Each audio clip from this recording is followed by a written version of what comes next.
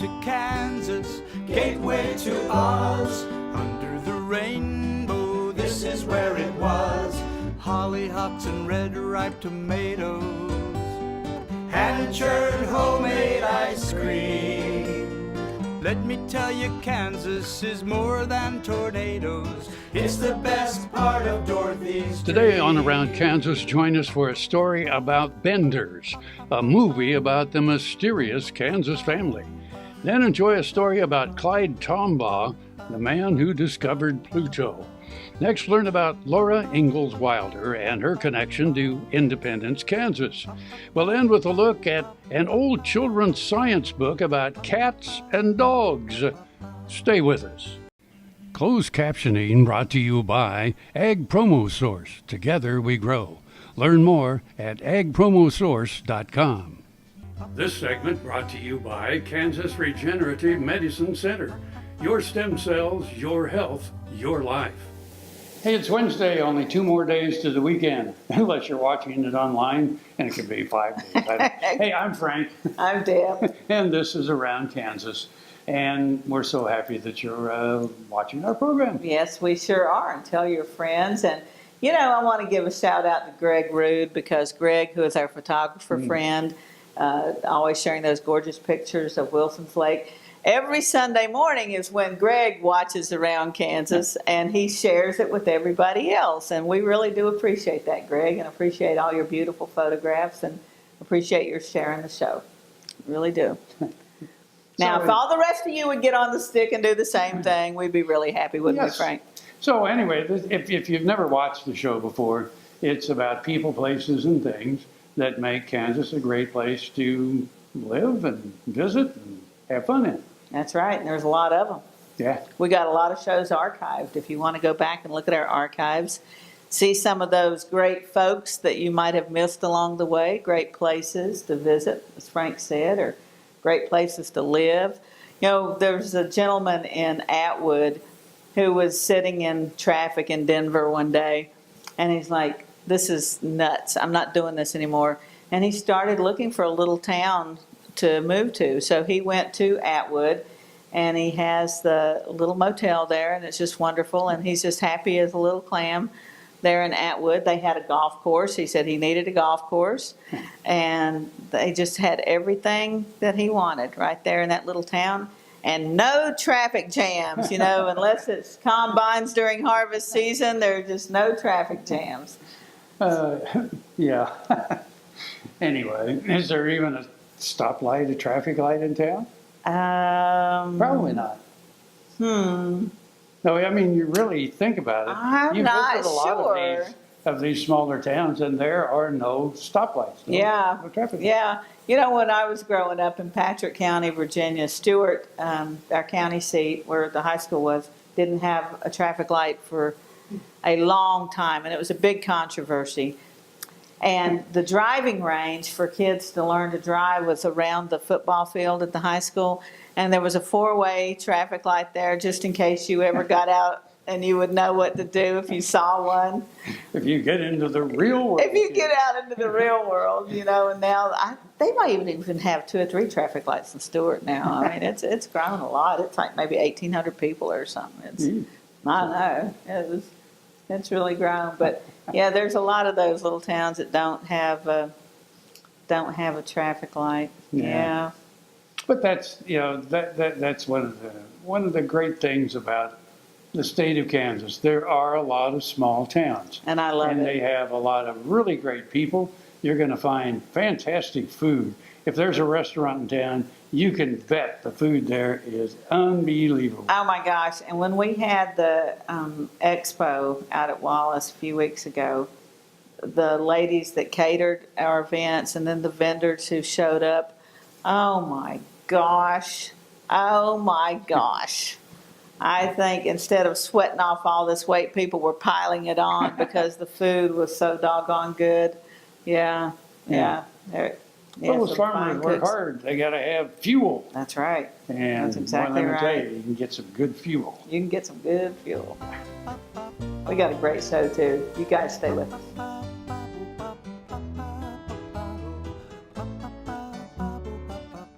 Welcome to the Jerry Thomas Gallery, where we feature my renowned artwork, frontier military, and Native American artifacts. Behind me, you see one of the paintings that are featured in the gallery.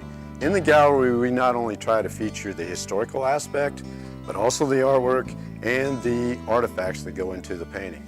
Captured in the painting is some beautiful storm clouds, and the idea came from Homer Wheeler himself.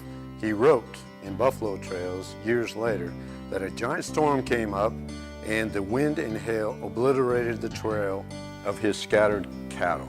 So how I created the painting was I used the artifacts that you see here in the gallery and incorporated it to the chaps on his person and also the rope and the saddle and the tack on the horse to create the lifelike aspect of Lost Trail.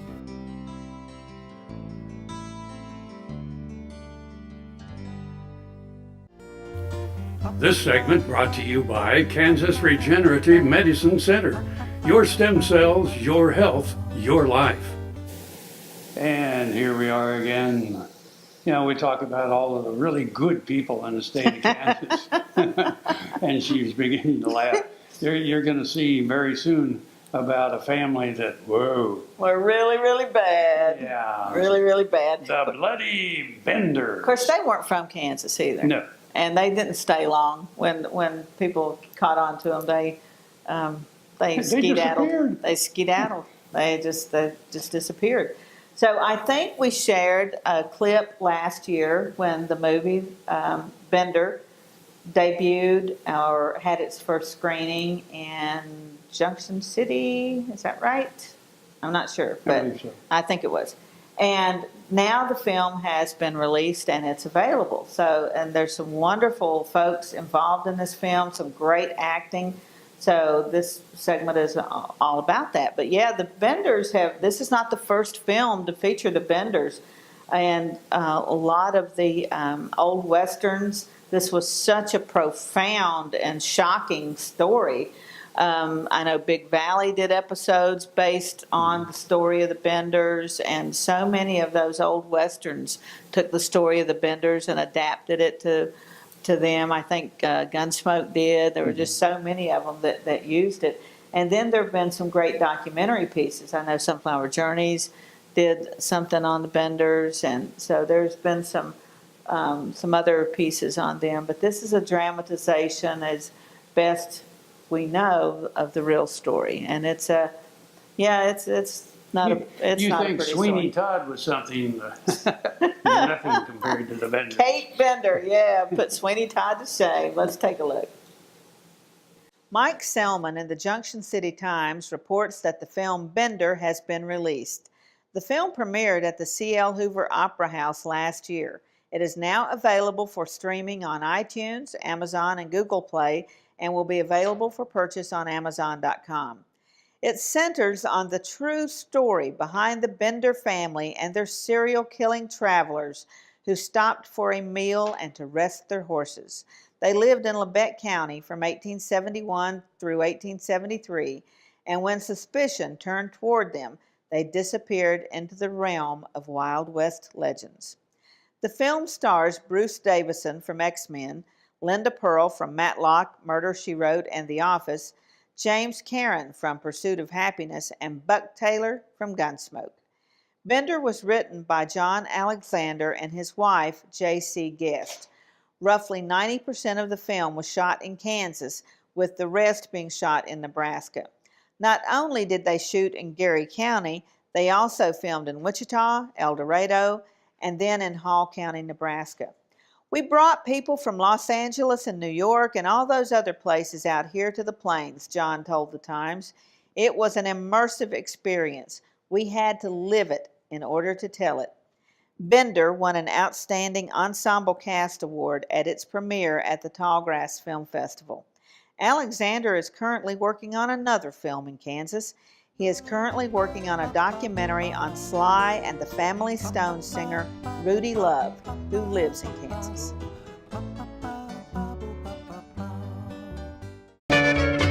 Ag Promo Source is a unique group of marketing specialists with one mission: help your ag business grow. Each affiliate has their own area of expertise, and they work together to bring you advice, products, and services. To get started, visit agpromosource.com. Ag Promo Source. Together we grow.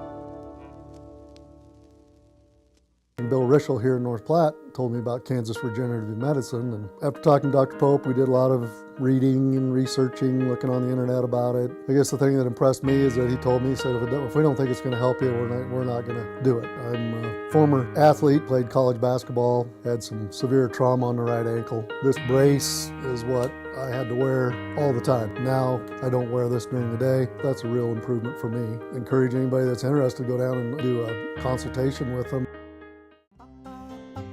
This segment brought to you by Kansas Soybean Commission. Progress powered by Kansas farmers. Well, here we are again. Of course, coming up on the 21st of this month is the total eclipse, at least in part of the country, and especially here in Kansas. So anyway, we're going to talk a little bit about space exploration today, because Kansas is a great place to be able to look at the sky. If you can get out of the city, you can see the full glory of the Milky Way and the blazing stars and planets and all that. And I know many of you are probably familiar with the name Clyde Tombaugh. And you ought to be. Yes. Of course, he wasn't born in Kansas, but at least he got educated in Kansas, and then went off to Arizona, and yes, he discovered Pluto. And of course, there's been some discussion in recent years. Which may or may not be a planet. Yeah, well, it might be a planet, and well, it's a planet again. And then now we're looking at yet another planet beyond Pluto.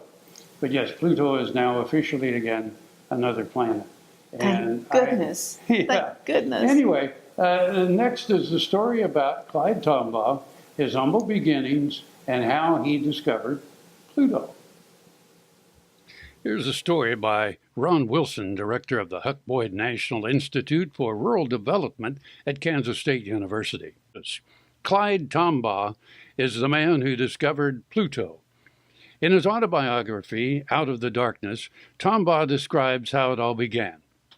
He was born on a farm in Illinois in 1922. His family moved to a wheat farm near Burdett, Kansas. While studying geography in the 6th grade, Tombaugh thought, what would the geography on other planets be like? Clyde's uncle Lee lived on a farm nearby. He was an amateur astronomer. Lee lent him a simple telescope and an astronomy book, which Clyde found fascinating. Scientists like Galileo became his childhood heroes. In 1925, Clyde was a senior at Burdett High. He was selected by his school to participate in a state scholastic competition at Kansas State University and finished 4th in the physics competition. More importantly, he discovered a direction in life. In my situation, college seemed utterly impossible, Tombaugh wrote. He went back to work on the farm.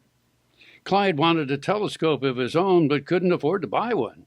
He built one on the farm using the crankshaft of a 1910 Buick and parts from a cream separator. He made drawings of what he observed of the planets and sent them to scientists at Lowell Observatory in Flagstaff, Arizona. The timing was perfect. The observatory director was looking for an amateur assistant. Ultimately, Clyde was invited to come to Arizona to work in the observatory.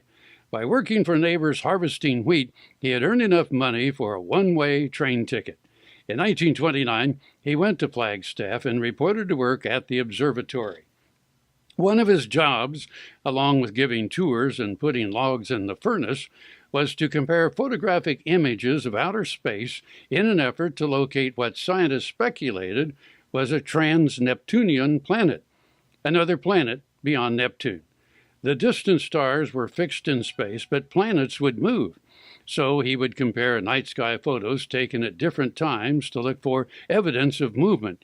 Of course, he had to cover the entire night sky, so this was a huge and daunting task. He set about to methodically review these telescopic images. He spent 7,000 hours examining about 90 million star images. On February 18th at 4 p.m., he suddenly spotted movement when comparing two photos. He carefully checked his work. There was no doubt he had found a planet.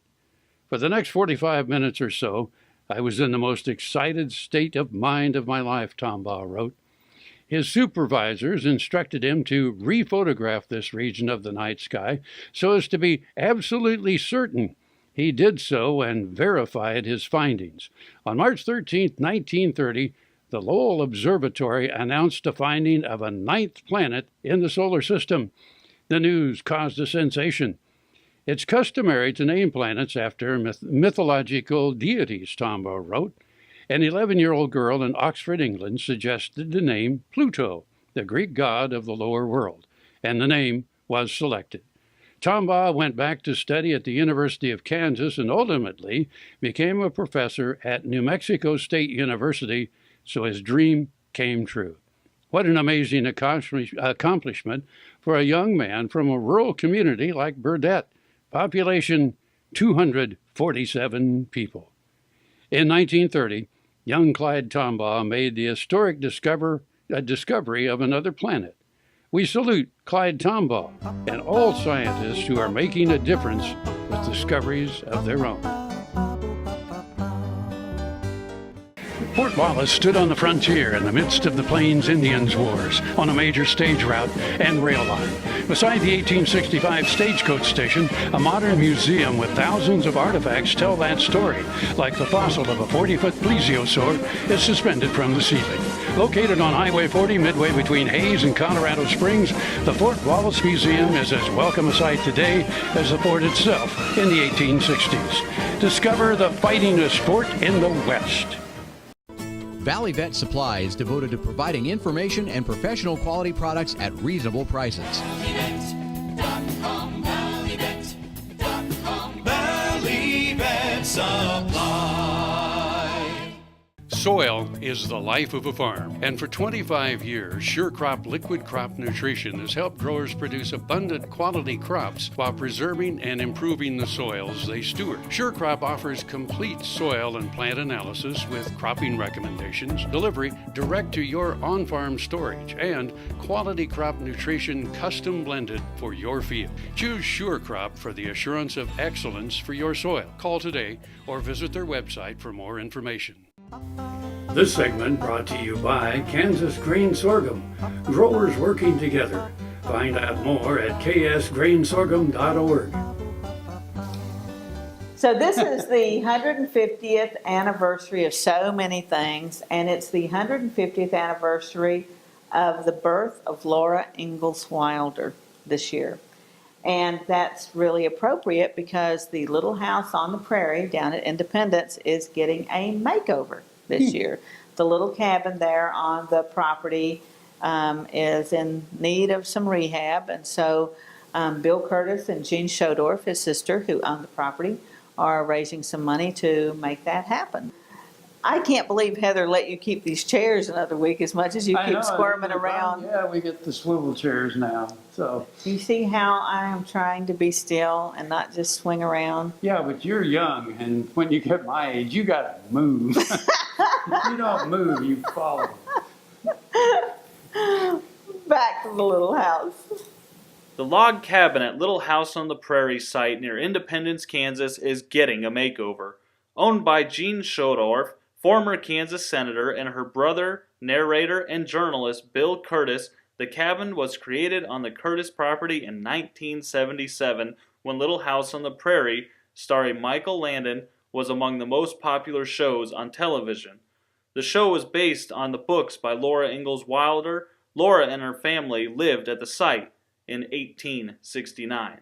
We will be using any of the materials that are salvageable for the new cabin, Jean told reporters last week, but really, that may be just the windows, floor, and maybe the fireplace chimney.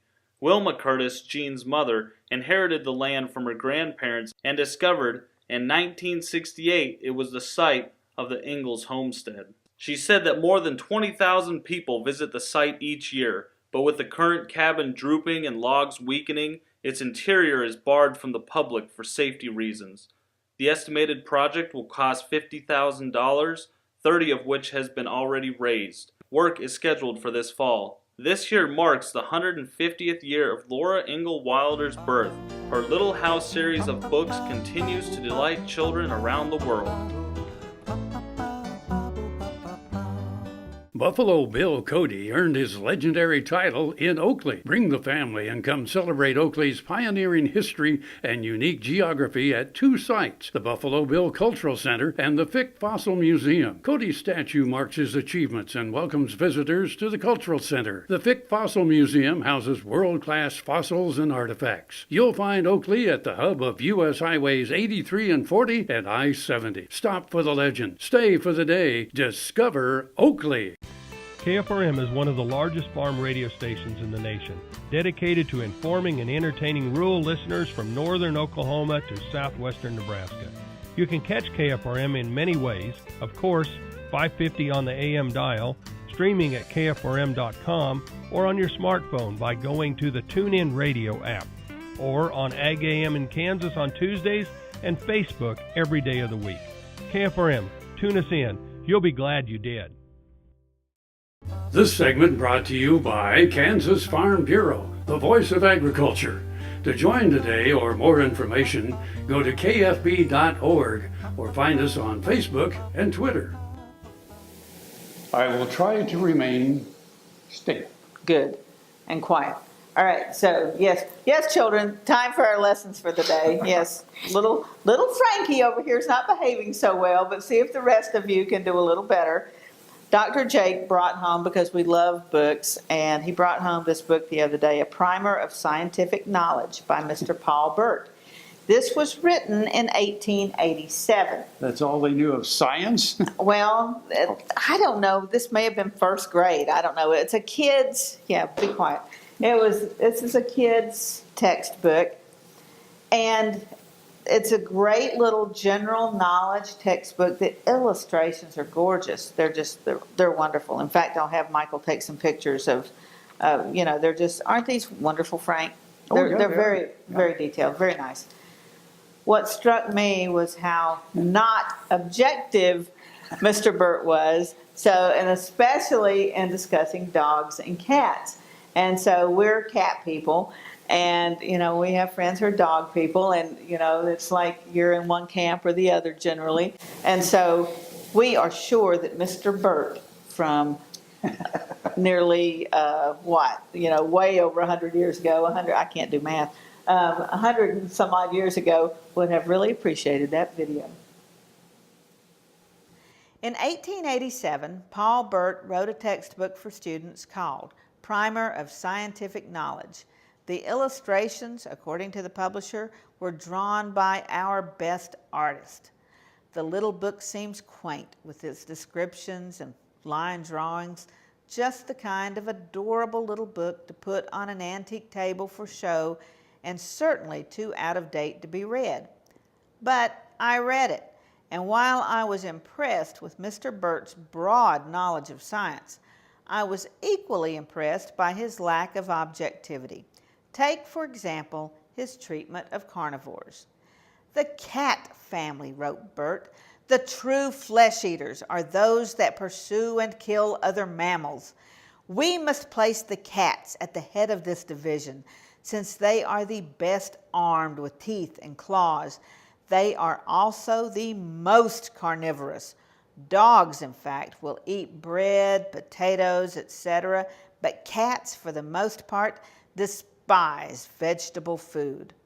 The cat family comprises the wild beasts that are terrible even to man, the African lion, the jaguar of America, the panther, and the tiger. By comparison, what does he say about carnivorous canines? The dog family. This is the family to which our good dog Jip belongs.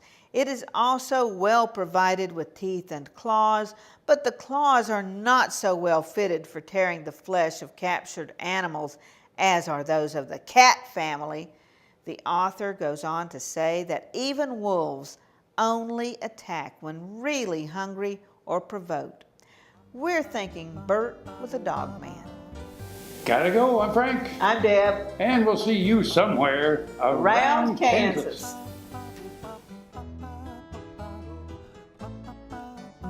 Closed captioning brought to you by Ag Promo Source. Together we grow. Learn more at agpromosource.com. This is where it was. Hollyhocks and red ripe tomatoes. Hand-churned homemade ice cream. Let me tell you, Kansas is more than tornadoes. We're the best